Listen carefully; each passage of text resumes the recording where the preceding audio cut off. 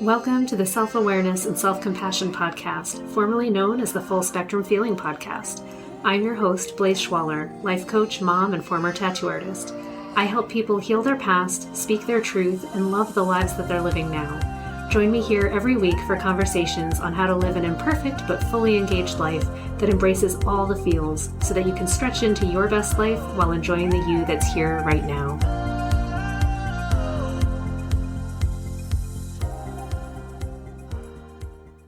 Hey friends, last week we talked about the word for the year and how we want to feel going forward and what are the actions and the goals and the mini steps that we're taking to really embody that feeling and make it more a part of our lives.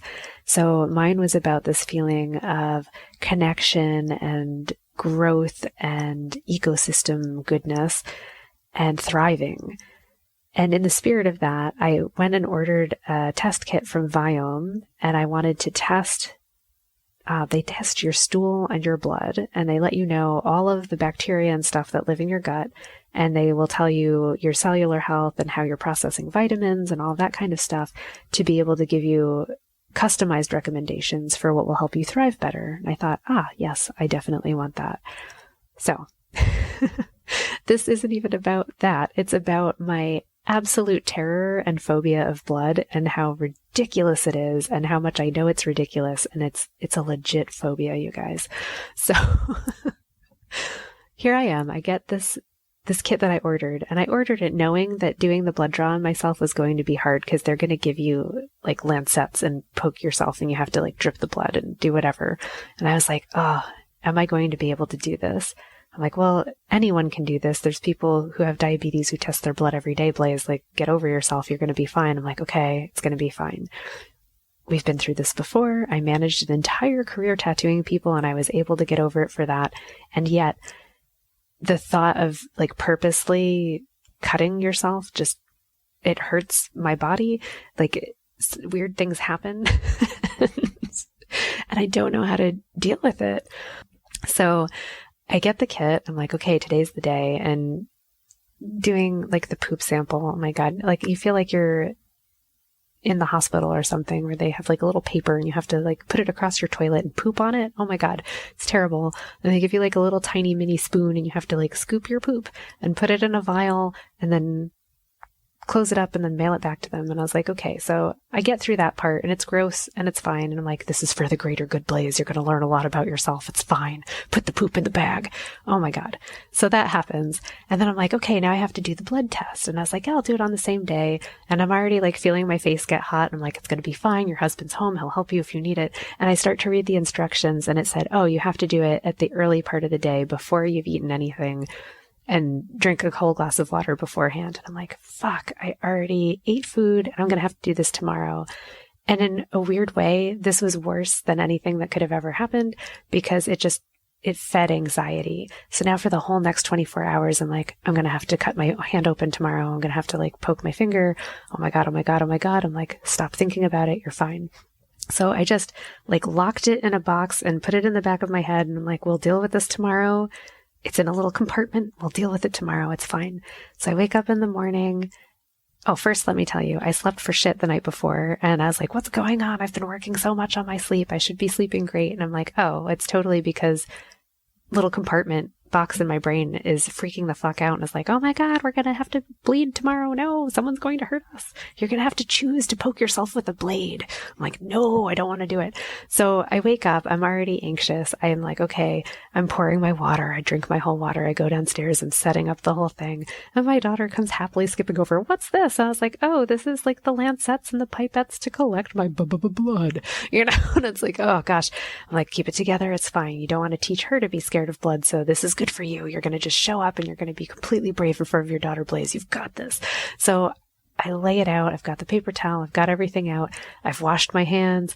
They're saying, run your hand under the warm water, get the blood flowing to your fingers so it'll bleed better. And I'm like, oh God, okay. So I do that for the 2 minutes. I use the little alcohol wipe and I sit there and I have the thing and I've got the lancet and I'm like, all you have to do is press the button. And I'm like, fuck if I can't press the button. And I'm like, you can do it. You can do it. You can do it. I'm like, nope, I can't do it. And I was like, okay, I'll clean my finger again. I can do it. I can do it. I can't do it. I can't press the button. I'm like, you're going to have to figure this out because you have to do this. Everyone's watching you. Oh my Lord. So finally I admit to myself, I'm like, I'm not going to press the button, Derek. I'm like, could you please help me just like press this on the side of my finger because I'm freaking out. It's not even that it's going to hurt. It's just knowing that I'm actively choosing to put a hole in my finger makes me very upset for some reason. And I don't like it. Please just do it for me and I won't look. So he does it. It starts to bleed. I'm like, oh, hey, cool. Great. And I start using the pipettes and he's like, well, you need to milk your finger. He tells me. I'm like, what are you talking about? He's like, well, it's not going to keep bleeding if you don't like keep moving the blood down your finger. And then at that point, I'm like, oh my God, I'm starting to like hear static and my vision is starting to tunnel a little bit. I'm like, it's okay. Pull yourself back from the edge. So I'm like trying to like massage my finger to keep the blood going. And then it just stops. So I have 5 little pipettes. I need to fill 4 of them. They're tiny. You're supposed to be able to just like touch them to the blood and the droplet just goes in. And I've got one that isn't quite full and like a dot in the next one. And I'm like, I think I might pass out and I've stopped bleeding and I'm going to have to do this again. Fuck. Okay. And the instructions say, if you can't get enough blood, you can send 1 filled vial instead of 2, but they highly recommend 2. To get 2, you need 4 full pipettes. So I'm like, I need to fill at least the second pipette or I don't have enough for 1. Shit. Okay. So I'm asking for help.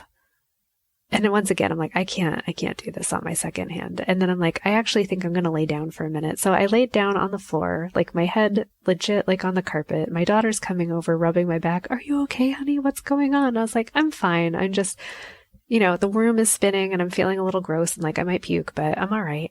Why? I'm like, it's a phobia. I'm like, I don't know. I'm not in pain. It's not terrible. I'm just upset. I don't know how to describe it. And I think this is the difficulty that people with phobias face when you're trying to explain it to someone else. You're like, I understand. Like, I fully 100% understand that it's absolutely ridiculous what's happening right now. And it's my body. My body has decided that this is death. This is not okay. It's checked out. It's not working anymore. And I don't know what to do. So I understand that part of what might have happened with the first one is that I was trying to do it while sitting down and my hand was above or at heart level and it needed to be below it to bleed more. So I was like, okay. So I get up and I'm in the hot water again. We go for finger number 2. I have my husband do this one and I'm like, I'm not even going to look. But apparently he hits it and it's bleeding, but it's not becoming like a bubble of blood. Now it's just like a stream of blood down my finger. It's disgusting. It's everywhere. It's not beating up and it's not easy to pipette, but it's gross. I looked at it. I made the mistake of looking and I was like, oh my God, I need to like lay down again. He's like, don't lay down because then it's not bleeding. I'm like, oh God. So he's like milking my other finger. It hurts like hell, mostly because now I'm just anxious and upset. I see like white. I'm not even like seeing colors anymore. He's like, could you stand up because that'll help it flow better and move your hand down. I was like, okay. So I stand up and without meaning to, like my right leg just starts shaking. And I was like, give the pipette to me. I'll try to do it myself because he keeps touching it to my finger instead of getting a drip. And I can't do it because my hand is shaking so much. And it's like there's this second dialogue in my head. There's the one that's like, oh my God, we're dying is what my body is saying. And my mind is saying, what the hell is wrong with you? You're fine. Like, this is the babiest cut. It was sterile. It's for a good cause. You're not in horrible pain. You're not going to lose a limb. You're not dying. And yet your body is acting like you're freaking dying. Oh my God. That was the experience. So I put myself through my own mini hell. I finally got almost 4-ish pipettes in varying arrays. We used all 5 to get some kind of blood in all of them. And then I got most of them into the vials and I've sent them off. And I hope to God it's enough blood because if they send me another one saying, we didn't get enough sample, please try again. I don't really want to do it again. I just don't. Even though I want the knowledge, I was like, I signed up for it willingly because I want the knowledge.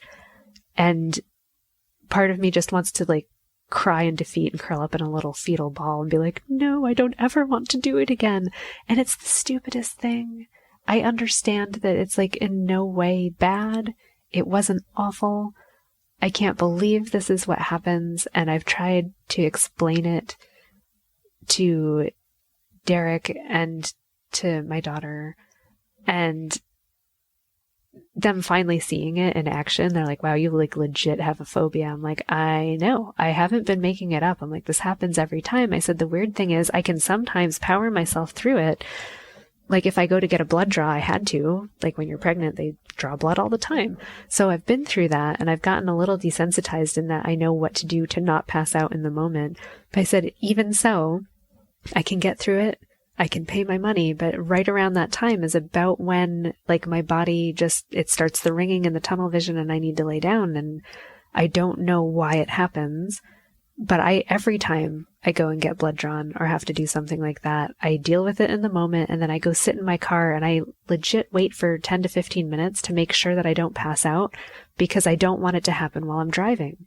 Because I have in the past gone to leave, and then like 2 minutes into driving away, like a wave of whatever the hell just happened comes over me, and the vision starts to go white on the edges and tunnels out, and the ringing happens in the ears, and I'm like, oh my God, I'm not having control of anything, and I'm shaking. I hate it. And I'm not entirely sure what to do to get over it better than I have. I guess maybe hypnotism might help.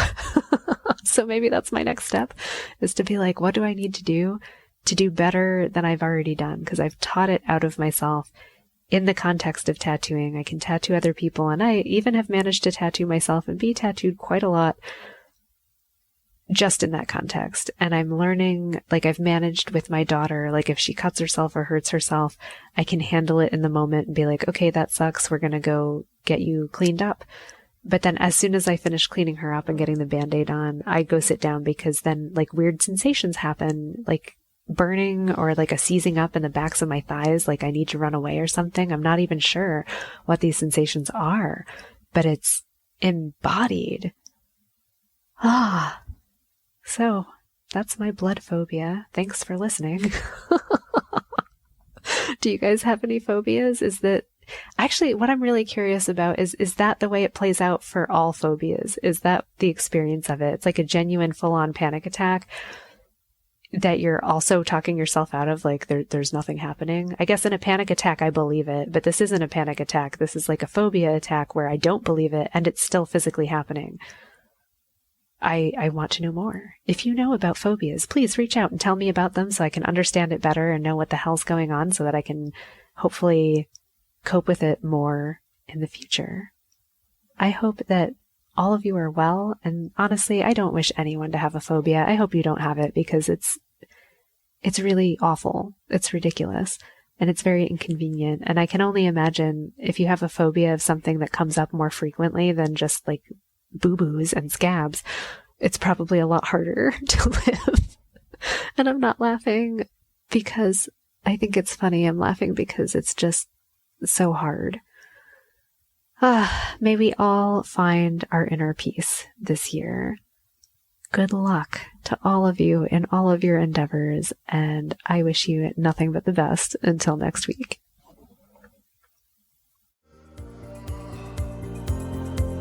Thanks so much for joining me. If you enjoyed this podcast, please subscribe and share it with someone you love, and leave us a review.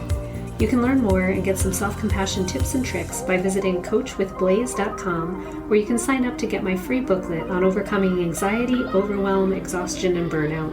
I'm sending you so much appreciation and love, and I'll see you next time.